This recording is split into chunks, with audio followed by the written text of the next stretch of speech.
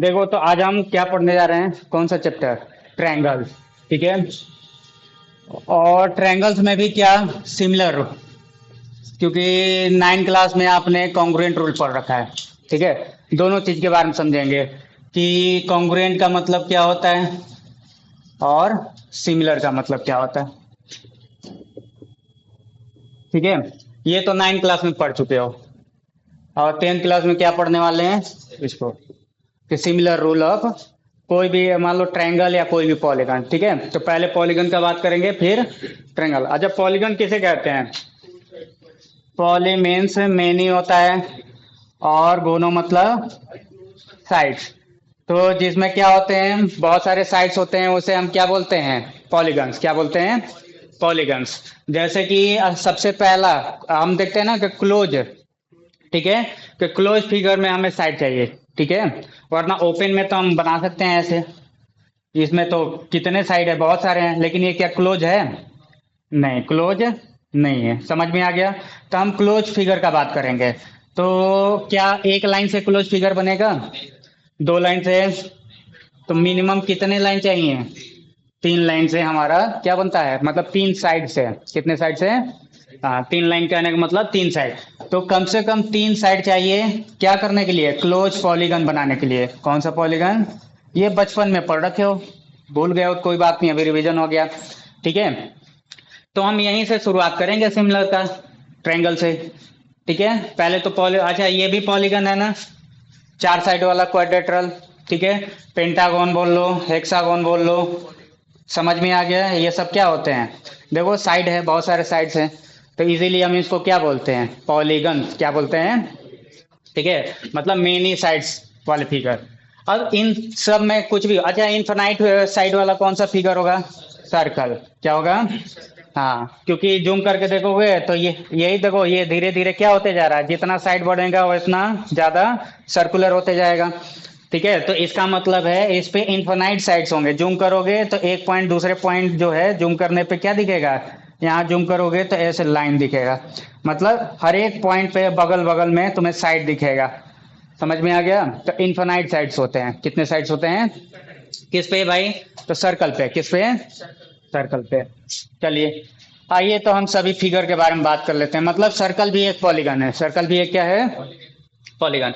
Congruent 9 class में आपने पढ़ा था। कॉन्ग्रुएंट का मतलब होता है कि जो फिगर होते हैं, चाहे ट्रायंगल हो या स्क्वायर हो, सभी चीजें आपस में क्या होना चाहिए? इक्वल। इसीलिए हम ये वाला साइन लगाते थे, इक्वल का। ठीक है। और जो, अगर मान लो कि हम कॉन्ग्रुएंट कर रहे हैं, तो मुझे बताइए, ट्रायंगल को हम स्क्वायर से इक्वल करेंगे क्या, या ट्रायंगल को ट्रायंगल से ही?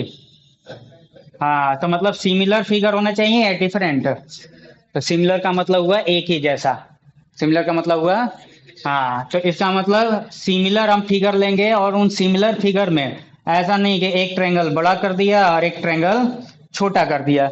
तब इक्वल होगा क्या? इस ट्रायंगल को उठा के यहाँ रखूंगा, देखो तो इक्वल है? नहीं ना। इक्वल होता तो एक के ऊपर एक छिप जाता कि नहीं छिप जाता? जैसे 1 रुपए के सिक्के के ऊपर 1 रुपए का सिक्का रखोगे तो पूरी तरीके से क्या हो जाता है? छुप जाता है। इसीलिए इस टर्म को हम क्या बोलते हैं, मतलब सिक्का वाला कॉइन साइड्स। कॉइन साइड्स मतलब एक के ऊपर एक क्या हो गया? छिप गया है। समझ में आ गया? तो ये कॉइन साइड नहीं हो रहा है। तो कॉइन साइड ही हमें बताता है कि इक्वल है। कॉइन साइड ही हमें बताता है कि, हाँ, जैसे कि इतना ही बड़ा ट्रायंगल होगा, उसके ऊपर रख दें तो पूरी तरीके से नीचे वाला ट्रायंगल छुप जाएगा।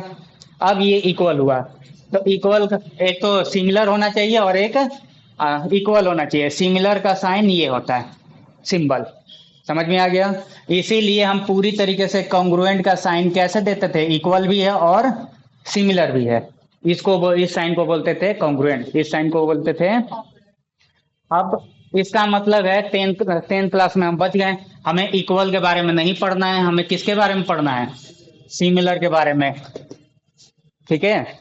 तो अब इसमें कोई भी टेंशन नहीं लेना है कि छोटा सा ट्रायंगल लें या फिर, हाँ, इसमें तो हमें सिमिलर का बात करना है कि मतलब ऐसा सिमिलर का मतलब हुआ, ये ट्रायंगल है तो इसको भी आपको क्या लेके चलना होगा? ट्रायंगल। ये नहीं कि एक ट्रायंगल ले लिया और दूसरा एक क्वाड्रेटर ले लिया, तब सिमिलर नहीं होगा, तब सिमिलर। चलिए, सिमिलर का मतलब आपको समझ में आ गया होगा कि एक जैसा क्या होना चाहिए, बस शेप होना चाहिए, साइज नहीं। ठीक है, सिमिलर क्या होना चाहिए, शेप। और इक्वल मतलब बात हो रहा है, मतलब उसका क्या बोलते हैं, साइज को बोलते हैं। ठीक है, कि साइज सेम हो तभी ना कोइंसाइड करेगा एक के ऊपर एक। ठीक है, ठीक है। चलिए, सो ये भी हो सकता है, अगर हम क्वाड्रेटर ले रहे हैं तो दूसरा भी क्या होना चाहिए, क्वाड्रेटर होना चाहिए। ठीक है, एक क्वाड्रेटर तो दूसरा भी। हम इन दोनों को सिमिलर कर सकते हैं, इन दोनों को सिमिलर कर सकते हैं, लेकिन इस ट्रायंगल को इसको सिमिलर बोल सकते हैं नहीं। समझ में आ गया। एक छोटा सा सर्कल और एक बड़े से सर्कल को हम सिमिलर बोल सकते हैं। समझ में आ गया, क्योंकि ये भी शेप कैसा है, सर्कल है, ये भी शेप कैसा है, हाँ तो सिमिलर है। शेप को ही तो हम बोलते थे सिमिलर, याद रहेगा। ठीक है, इक्वल बोलना है तो जितना इसका रेडियस वाला सर्कल है मानते दो, तो इसको भी दूसरा वाला भी क्या करना होगा आपको, कितने रेडियस वाला सर्कल लेना होगा, दो। तब ये दोनों क्या होंगे, आपस में इक्वल भी होंगे और सिमिलर भी होंगे। समझ में आ गया। ये हमने 9 क्लास में पढ़ लिया था, लेकिन अब 10 क्लास में सिर्फ सिमिलर का बात करेंगे। तो इजी है ना 10 क्लास, हाँ सिर्फ सिमिलर। ठीक है, चलिए चालू करते हैं। तो यहाँ पे हमें अब सिमिलर पढ़ना है, तो सिमिलर में हम क्या बात करें, सिमिलर में हम बात करेंगे कि सिर्फ अभी चलो शुरुआत करते हैं पॉलीगन से, कि दो पॉलीगन फिगर, क्योंकि इनमें से कोई भी देखो, ये भी पॉलीगन है, 3 साइड वाला पॉलीगन है, ये 4 साइड वाला, और ये इनफाइनाइट साइड वाला है ना। तो बात करते हैं कि अगर कोई भी पॉलीगन्स हैं हमारे पास, 2 हैं 3 हैं जो भी है, उन सबको अगर हमें पॉलीगन्स का को बताना है कि ये पॉलीगन आपस में क्या होंगे, सिमिलर होंगे। ठीक है, तो फॉर सिमिलर पॉलीगन्स,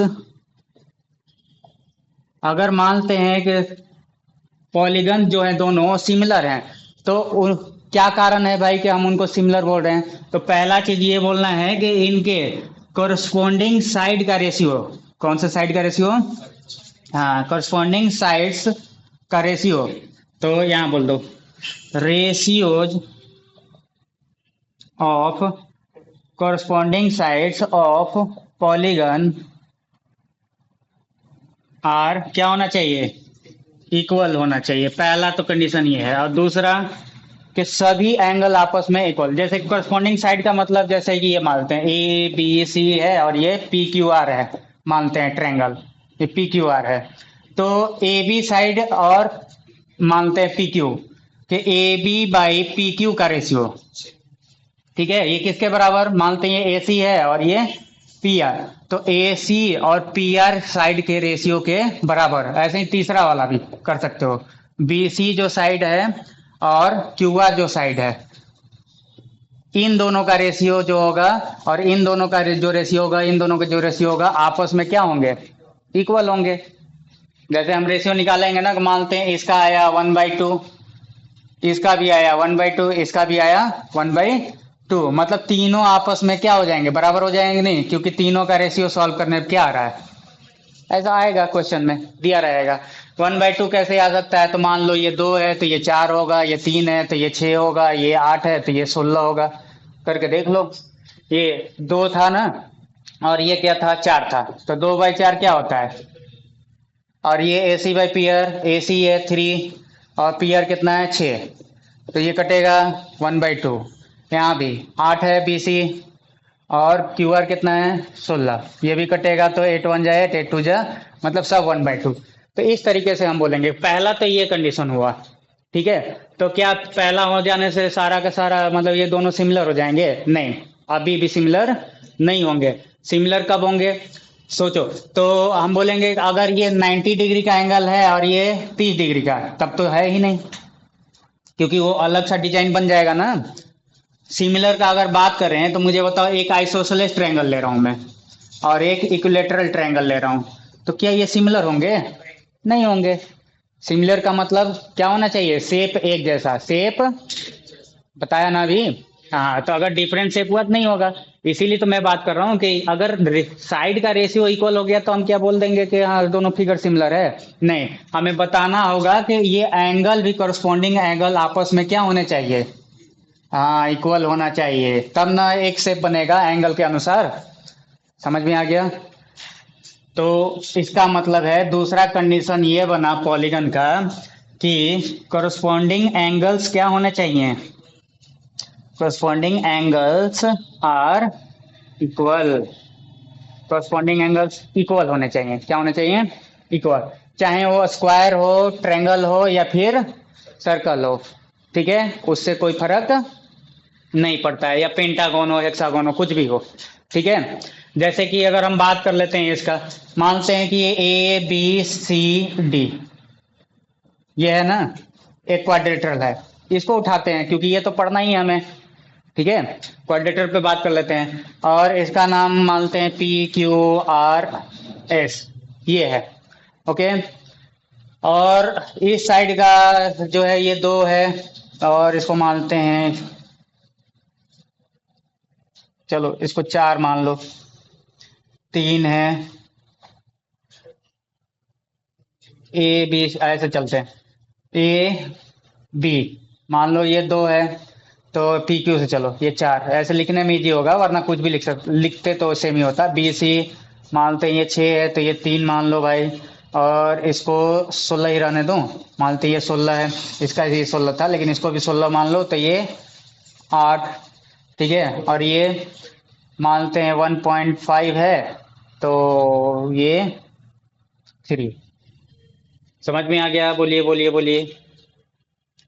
अब पहला चीज चेक करते हैं कि सबका साइड इक्वल है कि नहीं, सबका साइड का रेशियो इक्वल है कि नहीं, समझ में आ गया। साइड नहीं, साइड तो ऐसे ही दिख रहा है, ये 1.5 है तो ये 3 है, कहाँ कहीं कोई इक्वल है क्या, मतलब रेशियो चेक करना है आपको। तो चलिए ए बी बाई क्या लिखते हैं हम, पी क्यू, इसका रेशियो चेक करेंगे। फिर B C by Q R, इसका B C C D by R S, और क्या A D by P S, इन सब का रेशियो चेक करते हैं। ए बी कितना है, 2 है, पी क्यू कितना है, 4 है, कट करके देखो तो 1/2 आया। B C by Q R बताओ तो, बी सी 3 हो गया और क्यू आर कितना हो गया, 6 दिया है, कैंसिल होके 1/2। सी डी कितना है, 8 है क्या, और आर एस 16 है क्या, ठीक है, ये भी कैंसिल होके, मतलब यहाँ तो हमें दिख रहा है कि सब क्या है, ए डी 1.5 है और ये 3 है, पॉइंट हटाएंगे तो नीचे एक जीरो, 15 1 जा 15, 15 2 जा 30, मतलब ये भी 1/2 है, ये भी कितना है, मतलब सारा साइड का रेशियो तो हमें इक्वल मिल गया, मतलब पहला क्राइटेरिया तो मिल गया हमें, सभी साइड के करस्पॉन्डिंग साइड के रेशियो आपस में क्या मिले, तो पहला कंडीशन सेम हमें मिल गया, पहला तो मिल गया। तो क्या बोलते हैं कि ये दोनों फिगर जो हैं वो क्या हैं, सिमिलर हैं, नहीं, अभी हमें पता करना होगा एंगल हैं कि नहीं, जब तक एंगल नहीं होगा कोई सिमिलर नहीं। तो मानते हैं डी जो है 30 डिग्री है, यहाँ पे ए जो है 30 डिग्री, ये 70, ये 70, ये कितना हो जाएगा 90, कितना हो गया है 190, टोटल कितना होता है 360 ना, तो ये भी 70 मान लो, 360 हो गया, तो ये 90 हो गया, ये 70 हो गया, बोलो बोलो बोलो, हाँ ठीक है। 360 बन रहा है कि नहीं बन रहा है, कितना 9 to 120, और ये 120 और 140, ये तो 260 बन रहा है, किसी को एक बढ़ा दो 100, कहीं पे 170 क्यूब कर देते हैं, तो इसको कर दो, हो गया ना, अब 260 हो जाएगा, 360, ठीक है। तो अब इसको देखते हुए देखो, ये मैं क्वेश्चन करा रहा हूँ, यही सब बुक में दे रखा है, ठीक है, एग्जाम्पल्स। तो एंगल ए इक्वल टू क्या बोलिएगा, कौन सा एंगल दिख रहा है आपको, एंगल पी दिख रहा है, कितना डिग्री है 90 है, और angle B equal to angle Q दिख रहा होगा 170, angle C equal to angle R दिख रहा होगा 70, दिख रहा है, और angle D equal to angle S दिख रहा होगा कितना 30, ये ना, चलो, तो मतलब करस्पॉन्डिंग एंगल्स भी इक्वल है, तब हम बोल सकते हैं कि यहाँ पे क्वाड्रिलेटरल जो है, क्वाड्रिलेटरल क्या नाम है इसको, क्वाड्रिलेटर का, ए बी सी डी, ये क्वाड्रिलेटरल सिमिलर होगा किस क्वाड्रिलेटर के, पी क्यू आर एस, क्योंकि एंगल ए किसके बराबर है, पी, एंगल बी किसके बराबर है, क्यू, और एंगल सी किसके बराबर है, आर। समझ में आ गया, करस्पॉन्डिंग लिखा है ना हमने, तो इसीलिए सिमिलर होगा। ठीक है, यही अगर ट्रायंगल होता तो ट्रायंगल में भी हमने देखा था ना, तीनों साइड का रेशियो सेम था, एंगल बस बता देना होता है। तो कोई भी पॉलीगन सिमिलर है कि नहीं है, उसके लिए आपके पास कितने क्राइटेरिया हैं, ये पॉलीगन के लिए है।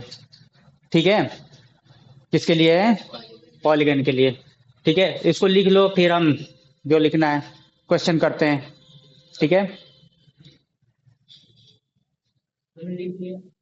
देखो देखो अब ध्यान दो कि बात करने जा रहे हैं ना कि अब हम ट्रायंगल का, अगर हमें कोई भी ट्रायंगल को सिमिलरिटी तक पहुंचना है, ठीक है, तो एक हमें सबसे पहले रूल समझना होगा एक ट्रायंगल के अंदर, कि अगर हमें कोई दो पैरेलल लाइन मिल जाए ट्रायंगल के अंदर, ठीक है, एक साइड के पैरेलल, ठीक है, जैसे कि मान लो कि ये एक ट्रायंगल है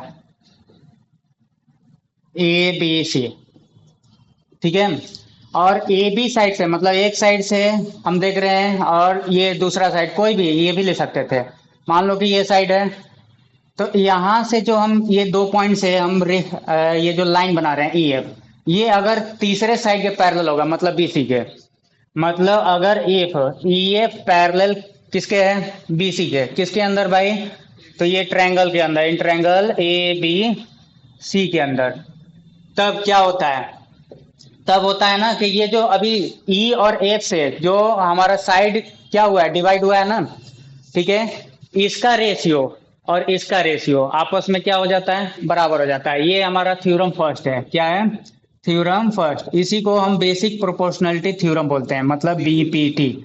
ठीक है, और इसका मतलब है कि ए ये वाला किसके रेशियो में, बी के रेशियो में, ए और बी का रेशियो एफ और सी एफ के रेशियो के बराबर होगा। कब, जब ये ई एफ जो है वो तीसरे, देखो तीसरा इसको क्यों बोल रहे हैं, थर्ड साइड क्यों बोल रहे हैं, क्योंकि दो साइड से तो ये जो है इंटरसेक्टिंग पॉइंट है कि नहीं, यहाँ पे ए बी पे इंटरसेक्ट कौन कर रहा है, ई कर रहा है, और इस पे कौन कर रहा है, ए सी पे कौन इंटरसेक्ट कर रहा है, कौन सा पॉइंट है, एफ वाला। समझ में आया कि नहीं आया, चलो अब ध्यान, अलार्म बाद में देख लेना, ये समझ में आ गया, बोलो, एक मिनट, हेडफोन लगता है बंद हो गया।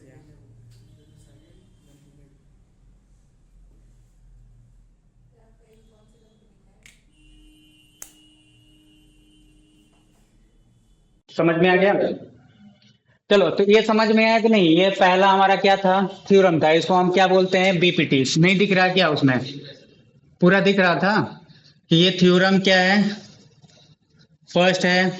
इसी थ्योरम को हम क्या बोलते हैं, बेसिक प्रोपोर्शनलिटी थ्योरम बोलते हैं। क्यों बोलते हैं, क्योंकि एक ट्रायंगल में, ये ट्रायंगल जो ए बी सी है, इस ट्रायंगल में क्या है, ई एफ साइड जो है वो बी सी के पैरेलल है, तब यहाँ से ए और ई बी का मतलब ये जो बी है, इन दोनों का रेशियो इसके रेशियो के बराबर होगा, ए एफ और सी एफ के, ए एफ और सी एफ के। समझ में आ गया, अच्छा इसका अब देखो थ्योरम देखोगे टू, तो उसमें ना इसका उल्टा दिया होगा, तो इसको बोलते हैं converse of BPT, converse of basic proportionality theorem.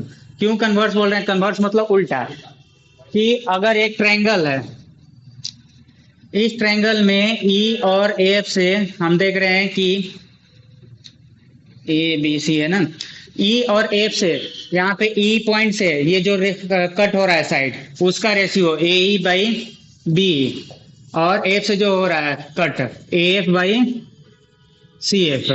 अगर ये दिया है, इस बार उल्टा, ये इसमें क्या था, E F parallel B C था, तब ये होता था, लेकिन इस बार क्या है, ये दिया है, साइड का रेशियो दे रखा है, ठीक है, और तब क्या होगा, तब यहाँ पे ये जो साइड का रेशियो पे जो इंटरसेक्टिंग पॉइंट है वहां से जो लाइन ड्रॉ करेंगे वो तीसरे साइड जिस पे कोई भी इंटरसेक्टिंग पॉइंट नहीं है उसके पैरेलल होता है। तो मतलब ई एफ पैरेलल क्या होता है, बी से।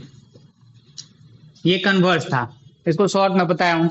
वो इसका प्रूफ आएगा तो आप लोग प्रूफ कर लीजिएगा, ठीक है। अब सब समझना है कि यहाँ पे अगर हम इस थ्योरम का इस्तेमाल करके, जैसे ये ऐसा ट्रायंगल दिया रहेगा और एक साइड यहाँ पे ये तीसरा साइड जो है इसके पैरेलल होगा, तो हम ये तो लिख देंगे। लिखने के बाद क्या यही डायरेक्ट एकदम क्वेश्चन में दिया होगा प्रूफ करने के लिए?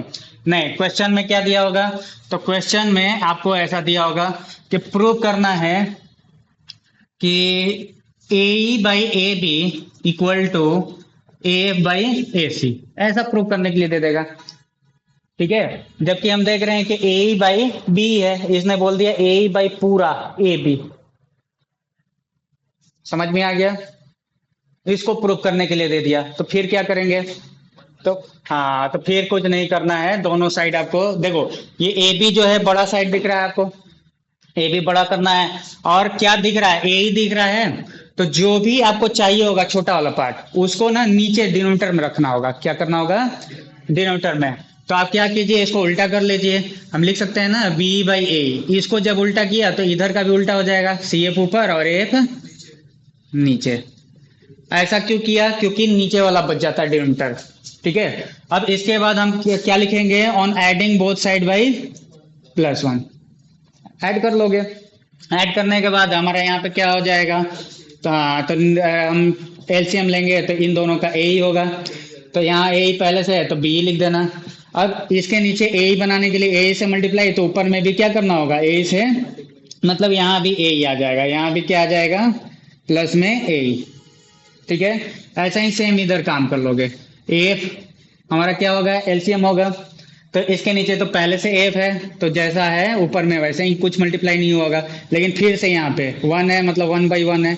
नीचे वाला एफ बनाना है तो नीचे में एफ मल्टीप्लाई, तो ऊपर में भी, तो ये भी ऊपर में भी क्या हो जाएगा? एफ हो जाएगा। ये सब मन में सोचते हैं, समझ में आ गया? अब इतना एलसीएम लेने आता होगा। तो बी और ए जोड़ो, तो ये बी और ए, ये इन दोनों को जोड़ने पर क्या आ जाएगा? पूरा ए बी आ जाएगा। तो यहाँ से ए बी हो गया और नीचे में ए। ये सी एफ और एफ जोड़ो तो ए सी हो जाएगा क्या? पूरा। और ये एफ हमें चाहिए था ए बी नीचे में, ये प्रूफ करने के लिए बोला गया था क्वेश्चन में, ऐसा बोला कि बोलेगा। तो हम क्या कर लेंगे? फिर से इसको उल्टा कर लेंगे, डिनोमिनेटर वाला न्यूमरेटर में और न्यूमरेटर वाला डिनोमिनेटर में, बोथ साइड सेम काम करना है। ऐसे प्रूफ करना है आपको, समझ में आ गया? ऐसे प्रूफ करने के लिए आपको आएगा। अच्छा, यही मान लेते हैं कि अगर इस बार ए ही नहीं बी दिया होता तो आराम से बी को रहने देना। यहाँ तो देखो तो नीचे ही है कि नहीं है, है ना? बी नीचे ही है। तो हमें जो चाहिए यहाँ पे, जैसे ये बोलेगा प्रूव करो कि इस बार प्रूव करो, to prove B by A B equal to क्या? C F by A C. तो इसमें भी वही काम करोगे। देखो नीचे में पहले से डिनोमिनेटर में है बी और सी एफ, तो दोनों में क्या कर लोगे? अब यहाँ से 1 ऐड कर लोगे। क्या कर लोगे? 1 ऐड करके फिर से वही एलसीएम लेना है। बी हो जाएगा, ये ए ही हो जाएगा, और ये 1 है तो बी हो जाएगा। ऐसे करते हुए डायरेक्ट कर दूं ना? देखो इन दोनों जोड़ने पे क्या आ रहा है? ए बी आ गया, और ए एफ सी एफ को जोड़ने से ए सी आ गया। यही प्रूव करने के लिए देगा। एक एक सेकेंड में ये सब क्वेश्चन करोगे।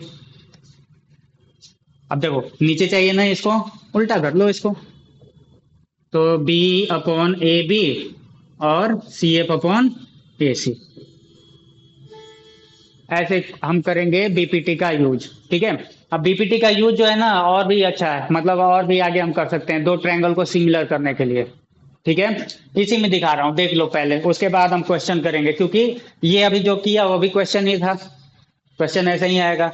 और अभी जो हम करेंगे आगे, इससे अगले वाले एक्सरसाइज में हम यूज करेंगे साइड एंगल साइड का। कौन सा रूल का? Side angle side similar rule का, ठीक है। मतलब दो साइड का रेशियो होगा और उन दो साइड के बीच में हमें एक एंगल चाहिए। समझ में आया? आप देखिए तो यहाँ आपको नहीं लग रहा है कि दो साइड का रेशियो हमारे पास है यहाँ पे? अभी ये जो प्रूफ किया है हमने यहाँ पे, या नीचे में भी। तो देखो दिखाता हूँ, उसको तो रहने दो। यहां तक तो समझ में आया ना, ए बाई ए बी। देखो ए कहाँ है, यहाँ पे है क्या, और ए देखो तो ये है क्या, दो साइड। आपको नहीं लग रहा है ये छोटा वाला ट्रायंगल है, इसको अलग से बनाओ, यहाँ पे छोटा वाला ट्रायंगल ए ई एफ, यही है क्या। और दूसरा देखो तो ए बी और ए सी, ए बी मतलब ये पूरा, और ए सी मतलब ये पूरा। आपको नहीं लग रहा ये बड़ा ट्रायंगल था, ए बी सी, मतलब ये साइड इस साइड का रेशियो और इस साइड के, हमें दो साइड का तो रेशियो मिल चुका है दोनों ट्रायंगल में। अब बीच में अगर कोई हमें क्या मिल जाए, देखो ये दो साइड का हमें रेशियो मिल चुका है, बीच में एंगल, एंगल देखो तो ये वाला कॉमन है क्या, दोनों में एक ही है, एंगल ए ही है। तो इसका बीपीटी का इस्तेमाल इन दोनों ट्रायंगल को सिमिलर करने में हम इस्तेमाल कर सकते हैं। क्या बोलेंगे, इन दोनों ट्रायंगल का नाम लिख लोगे, in triangle A E F and triangle बड़ा वाला का नाम क्या है, ए बी सी। ये तुमने एबव प्रूव कर दिया बीपीटी से, साइड साइड वाला, दो साइड हो गया ना, बीपीटी से ऐसे करते हुए आगे बढ़ोगे। ठीक है, ये प्रूव करने के बाद इसके बीच में एंगल कौन सा है, तो एंगल ए, ये तो कॉमन ही है दोनों में एक जैसा, तो angle A equal to angle A क्या लिख दोगे, कॉमन, और इसको क्या लिखोगे, एबव प्रूव्ड। लिखने के बाद आपको नहीं लग रहा है कि तब हम बोल सकते हैं देयरफॉर ये triangle A E F similar हो जाएगा ट्रायंगल किसके, ए बी सी के। कौन से रूल से, by side angle side similar rule से। इसका मतलब बीपीटी का हम आगे भी यूज करेंगे सिमिलर रूल में, सिर्फ एक ही ट्रायंगल नहीं, दो ट्रायंगल को सिमिलर करने में भी हम यूज कर सकते हैं। समझ में आ गया, इसीलिए हमने ये साइड साइड पढ़ लिया, और हमने छोटे से बड़े साइड को कन्वर्ट करना, जैसे देखो यहाँ छोटा साइड था, इसे हमने बड़ा बना लिया ए बी ऐड करके, तो इसका फायदा है। ठीक है, और क्वेश्चन में यही सब कराता है आपसे। और जब ये हो जाएगा तो आपको बोलेगा कि हाँ भाई कुछ और, इससे हमें क्या निकल के आएगा, तो तीसरे साइड का E F by B C का रेशियो मिल जाएगा, नहीं दो साइड। अब मैंने अभी बताया था पिछले वाले में, क्या बताया था, पिछले वीडियो जो बना है उसमें क्या बताया था कि दो पॉलीगन सिमिलर होंगे तो उसके करस्पॉन्डिंग साइड्स क्या होते हैं, हाँ करस्पॉन्डिंग साइड का रेशियो इक्वल होता है, और सारे एंगल आपस में इक्वल होते हैं। समझ में आ गया, तो इस तरीके से प्रूव कर लोगे। ओके चलो, तो ये यहीं पे छोड़ते हैं और क्वेश्चन करते हैं। ठीक है, ऐसे ही क्वेश्चन आएंगे जो मैंने यहाँ पे कराया, इसका इस्तेमाल करके। ठीक।